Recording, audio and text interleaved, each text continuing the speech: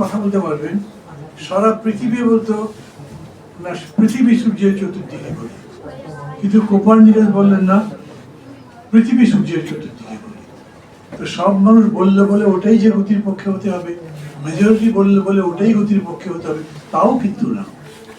যা সত্য তা সত্যই এবং তাই গতি, ওই দিকেই যায়, গতিটা ধরতে পারা চাই এবং তার ভিত্তিতে আমাদের পরবর্তী কার্যক্রম ঠিক করা চাই। অতীতের চর্বণ করবো না, বিকজ ওয়ারি ফার্স্টের আসলে কোনো ভ্যালু থাকে না, কেবলমাত্র মূল্যায়ন করে তা থেকে শিক্ষা নেওয়া ছাড়া। আপনি যদি বর্তমানে পা রেখে সামনের দিকে পদক্ষেপ করতে না পারেন, তাহলে কিন্তু আপনার যে কোনো ধরনের আলোচনাই বলেন, কার্যক্রম বলেন, তার কোনো মানে থাকবে না। এত বড় যে নির্বাচন হলো সেটা আমরা সবাই চাইছি। আওয়ামী লীগ সহ তাদের যারা দোষর বা তাদের যে জোট ছিল তারা নির্বাচন করতে পারেনি। জনগণ যে তার জন্য রুখে দাঁড়িয়েছে, অপছন্দ করেছে সে তো নয়, এই নির্বাচনের মানুষ অংশ নিয়েছে। এই ভোট সম্পর্কে আপনি বলতে পারেন একটা নেক্সাস হয়েছে, ৩-৪টা দল মিলে একটা কাজ করেছে, করবার পরে বিদেশি শক্তিগুলিতে প্রভাব ফেলেছে, এগুলোর মধ্যে গিয়ে কোনো লাভ নেই। এটা হলো অ্যাকসেপ্টেবল একটা ইলেকশন। আপনি তো গণতান্ত্রিক শক্তির ঐক্য চাইছেন, তার মানে গণতন্ত্রে বিশ্বাস করেন। সেই গণতন্ত্রটা কি, যে কোনো ভাবেই বলেন না কেন, যে নির্বাচনগুলো হয় সেই নির্বাচনে এখন পর্যন্ত গণতন্ত্রের জন্য সবচেয়ে পরীক্ষিত চর্চিত পথ। সেই হিসেবে বাংলাদেশে এখন যে সরকারটা আছে, সেই সরকার বয়স হয়েছে 2.5 মাস, তার সম্পর্কে আপনাদের মূল্যায়ন কি? এখন কি এরকম সিদ্ধান্ত হয়েছে? আমি জানি না গণতান্ত্রিক পার্টি, মানে আপনারা বললেন বিভিন্ন জেলার প্রতিনিধিরা এখানে আসছেন, কোনো প্রতিনিধি সভা ছিল কিনা, বর্ধিত সভা ছিল কিনা আমি তাও জানি না।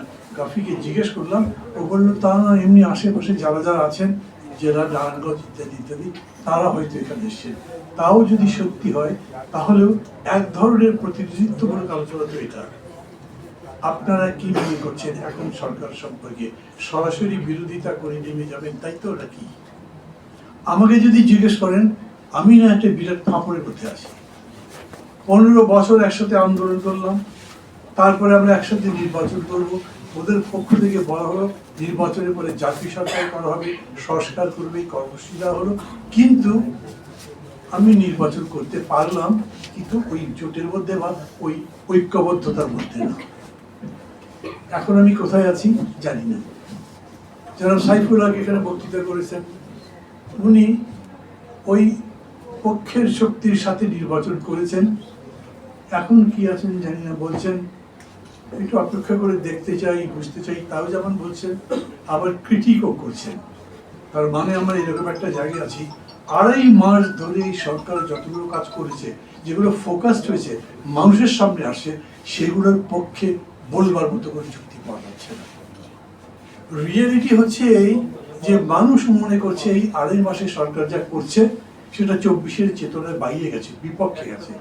মানুষ মনে করছে এরা এই 2.5 মাসে এমন কোনো দিক নির্দেশ করতে পারে নাই, কোনো সিগন্যাল দিতে পারে নাই যেটা আমাদেরকে প্রগতির দিকে নিয়ে যাবে, সমৃদ্ধির দিকে নিয়ে যাবে।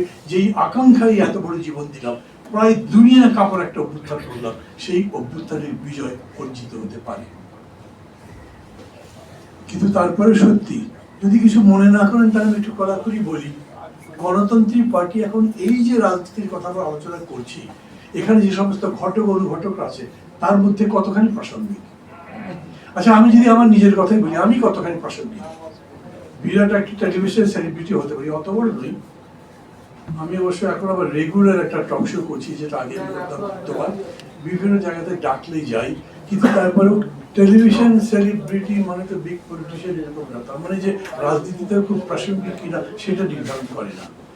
রাজনীতিতে আমরা যারা যারা আজকে এইখানে কথাবার্তা বলছি, ভাবছি তারা কি খুব প্রাসঙ্গিক আছি? আপনারা তো মানবেন, হ্যাঁ, কেউ বলবেন না অতখানি না। আমি আপনাদেরকে বলবো বিবেচনা করবার মতো কগনিজেবল, প্রাসঙ্গিক, রেলেভেন্ট ফোর্স আমাদেরকে হতে হবে, সেটা প্রথম পাবেন। তারপরে চিন্তা করেন আপনি কি পাওয়ার বিট করবার জায়গায় যাবেন, তারপরে চিন্তা করেন আপনি কি পলিসি বেটের বিষয়গুলো যেতে পারবেন এবং কি নিয়ে ওই জায়গাতে একসাথে হতে পারবেন, কাদের কাদের আশা করেন। এখন বাস্তবতা হচ্ছে সরকারে আছে বিএনপি আর বিরোধী দলে আছে জামাত ইসলাম তথা 11 দলীয় জোট। ধরেন সরকার যত খারাপের দিকে যাবে, সরকার যত জনপ্রিয়তা হারাবে, ইনকামবেন্সি ফ্যাক্টর তো একটা থাকে, তখন বিরোধী দলের জায়গায় কে যাবে? আমি আপনি পারবো যেতে? এখন পারবো? কোনোভাবে না। এখন সংসদে তো ওরা আছে, বাইরেও যদি মিছিল করে ওদের হাজার হাজার মানুষের মিছিলের সামনে, আমাদের মিছিল তো ভালো করে দেখাও যায় না। প্রথম এটা ঠিক করতে হবে, আমি যদি রেলেভেন্ট হতে চাই, আমি যদি মানুষের বিবেচনার সামনে আনতে চাই, আমি যদি মানুষের বিবেচনায় এক ধরনের গুরুত্ব পেতে চাই, তাহলে আমাকে সেই জায়গাটা ঠিক করতে হবে। সেইখানে তত্ত্বের কচকচানি একদম বাদ দিয়ে দেয়, বরঞ্চ see the evergreen tree of life, জীবন এখন কি বলে। তাহলে যে কাফিরতের একটা কথা বললো না, কিরকম ব্যাপার দেখেন, সরকারি দল চুক্তির বিরোধিতা করেনি মার্কিনীদের সাথে, আমাদের এত বড় জ্ঞানী দল, ওরা কি বিরাট রকম ডিসিপ্লিন, এই অনেক কথা বলে না, তাদের প্রশংসা করতে করতে আমরা অনেকে নিজেরাই বিভিন্ন জায়গায় কথাবার্তা বলি, তারা দেখেন তারাও সেই কথা বলেনি। মার্কিন এই চুক্তির বিরুদ্ধে তো তারা কেউ বলেনি। যখন হামলা হয়েছে ইরানের উপর, এত বড় বর্বরিত হামলা, তার বিরুদ্ধে এরা কেউ কথা বলেনি। ইস্যু তো আমাদের সামনে ছিল না এরকম নয়। এই ইস্যুগুলো ধরতে পেরেছি কি আমরা ধরবার জন্য চেষ্টা করেছি। ওই জায়গাতে সরাসরি আপনি সরকারের সাথে নাও লাগেন, কিন্তু নিশ্চিতভাবে জনগণের কথা বলতে পারবেন বেশি করে। আমরা ভারত বিরোধিতা করে জান দিয়ে দিয়েছি, তাহলে এখন যে চুক্তিটা হলো মার্কিনদের সঙ্গে, সেটা কি মানে? আমরা 25 বছরের চুক্তিকে গোলামীর চুক্তি বলে কি না করেছি, কিন্তু এইখানে কেউ কথা বলবার মতো সেই শক্তিটা হারিয়ে গেছে।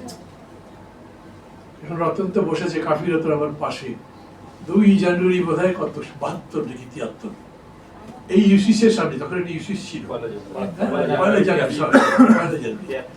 তখন কিরকম করে মার্কিন সাম্রাজ্যবাদ বিরোধী একটা লড়াইয়ের ব্যাপার ছিল।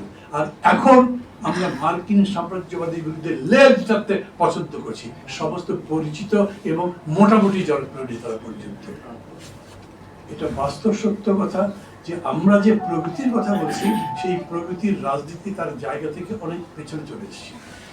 আমাদেরকে সেই জায়গায় যেতে হবে, এবং সেই জায়গায় যাওয়ার জন্য আবেগ দিয়ে বক্তৃতা করে কিন্তু লাভ নেই। আগে হিসাব করে আমি কোথায় আছি, আমাকে কত দূর যেতে হবে, এই যাওয়ার পথে আমার শক্তি কি আছে, আমার রসদ কি আছে, কতদিন সময় রাখতে পারি, কি রকম করে যাবো, এটা যদি ধরেন তাহলে এটা হতেই পারে। অনেক সময় হয় না, শান্তিপূর্ণ বিকাশের 100 বছর, আন্দোলনের 1 বছরের সময়। 1 বছরে যা করতে পারেন ওটা হয়তো 100 বছরে করা যায় না। 100 দিনে যা হয় তা হয়তো 1 দিনের মধ্যে সম্ভব করা যেতে পারে, যদি সেটা আন্দোলনের মধ্যে যেতে পারে। সেই পয়েন্টটা আমাদেরকে ধরতে পারতে হবে। আমি কথাগুলো লম্বা করবো না, আমি নিশ্চিতভাবেই বলতে পারি, নিশ্চয়ই ওই ঐক্যের মধ্যে আপনারা এনসিপি কি ভাবেন, কাদের কাদের সাথে কথা, তাদের কিন্তু দাওয়াত করেননি, তার মানে ভাবেন না। আপনারা একদিকে বলবেন আমরা যুব শক্তি চাই, আমরা ছাত্র শক্তি চাই, এবং এদের যদি না হয় তাহলে কিন্তু আন্দোলনকে সামনে নেওয়া যাবে না, সেটা একটা সত্যি কথা। কিন্তু রিয়েলিটি কি, পরপর দুটো জিনিস থাকে। অনেক দিন পরে ডাকসু নির্বাচন হলো, সেই ডাকসু নির্বাচনে ক্ষমতাসীনরা মনে করলো তারা একটা বিরাট কিছু করবে, কিন্তু পরাজিত হয়ে গেল নুরদের কাছে।